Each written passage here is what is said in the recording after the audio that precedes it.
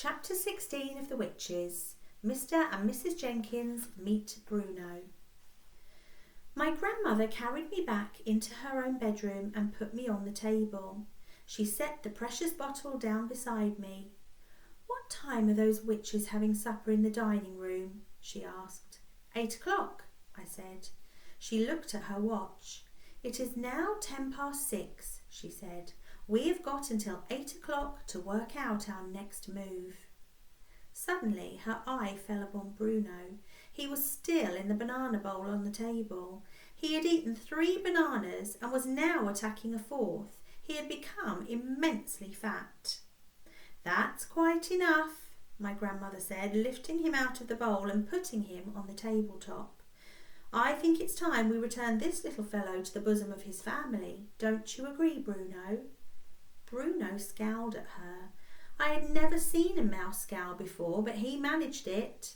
"My parents let me eat as much as I want," he said. "I'd rather be with them than with you." "Of course you would," my grandmother said. "Do you know where your parents might be at this moment?" "They were in the lounge not long ago," I said. "I saw them sitting there as we dashed through on our way up here." "Right," my grandmother said. "Let's go and see if they are still there. Do you want to come along?" she added, looking at me. "Yes, please," I said. "I shall put you both in my handbag," she said. "Keep quiet and stay out of sight. If you must peep out now and again, don't show more than your nose." Her handbag was a large, bulgy, black leather affair with a tortoiseshell clasp. She picked up Bruno and me and popped us into it. "I shall leave the clasp undone," she said, "but be sure to keep out of sight." I had no intention of keeping out of sight. I wanted to see everything. I seated myself in a little side pocket inside the bag near the clasp, and from there I was able to poke my head out whenever I wanted to. "Hey!" Bruno called out. "Give me the rest of that banana I was eating." "Oh, all right," my grandmother said. "Anything to keep you quiet." She dropped the half-eaten banana into the bag, then slung the bag over her arm and marched out of the room and went thumping along the corridor with her walking stick. We went down in the lift to the ground floor and made our way through the reading room to the lounge. And there, sure enough, sat Mr. and Mrs. Jenkins in a couple of armchairs with a low, round, glass-covered table between them. There were several other groups in there as well, but the Jenkinses were the only couple sitting alone. Mr. Jenkins was reading a newspaper. Mrs. Jenkins was knitting something large and mustard-coloured. Only my nose and eyes were above the clasp of my grandmother's handbag, but I had a super view. I could see everything. My grandmother, dressed in black lace, went thumping across the floor of the lounge and halted in front of the Jenkinses' table. "Are you Mr. and Mrs. Jenkins?" she asked. Mr. Jenkins looked at her over the top of his newspaper and frowned. "Yes," he said, "I am Mr. Jenkins. What can I do for you, madam?" "I'm afraid I have some rather alarming news for you," she said. "It's about your son, Bruno." "What about Bruno?" Mr. Jenkins said. Mrs. Jenkins looked up but went on knitting. "What's the little blighter been up to now?" Mr. Jenkins asked. "Raiding the kitchen, I suppose?" "It's a bit worse than that," my grandmother said. "Do you think we might go somewhere more private while I tell you about it?" "Private?" said Mr. Jenkins. "Why do we have to be private?" "This is not an easy thing for me to explain," my grandmother said. "I'd much rather we all went up to your room and sat down before I tell you any more." Mr. Jenkins lowered his paper.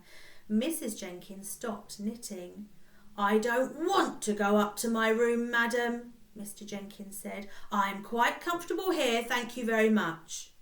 He was a large, coarse man, and he wasn't used to being pushed around by anybody. "Kindly state your business and then leave us alone," he added. He spoke as though he was addressing someone who was trying to sell him a vacuum cleaner at the back door. My poor grandmother, who had been doing her best to be as kind to them as possible, now began to bristle a bit herself.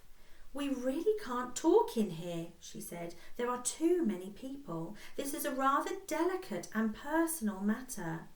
"I'll talk where I dashed well want to, madam," Mr. Jenkins said.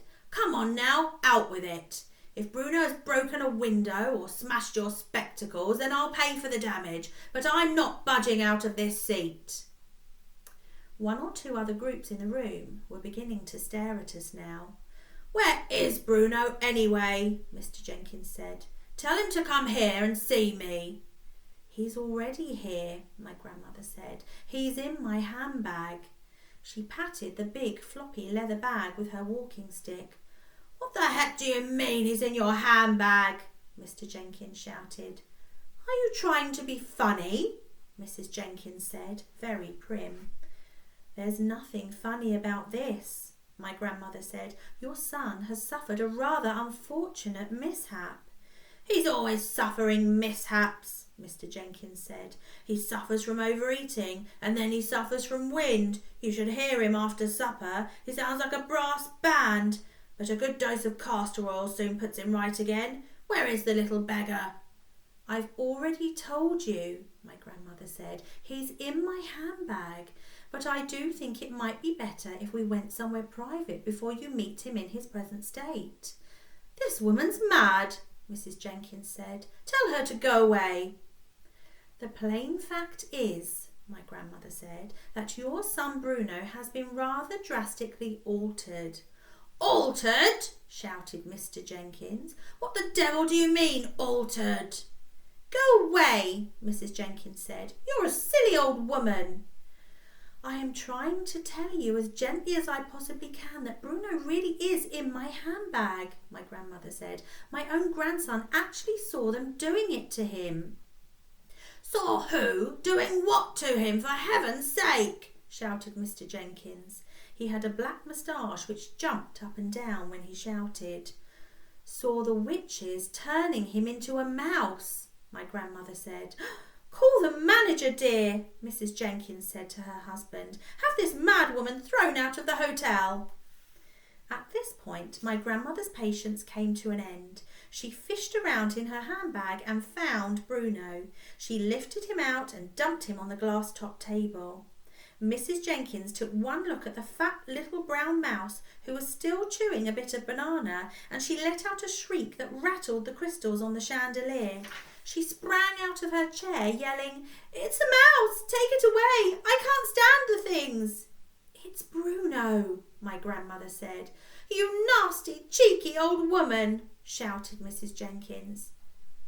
Mr. Jenkins started flapping his newspaper at Bruno, trying to sweep him off the table. My grandmother rushed forward and managed to grab hold of him before he was swept away. Mrs. Jenkins was still screaming her head off, and Mr. Jenkins was towering over us and shouting, "Get out of here! How dare you frighten my wife like that? Take your filthy mouse away this instant!" "Help!" screamed Mrs. Jenkins. Her face had gone the colour of the underside of a fish. "Well, I did my best," my grandmother said, and with that she turned and sailed out of the room, carrying Bruno with her. I'll see you next time for Chapter 17.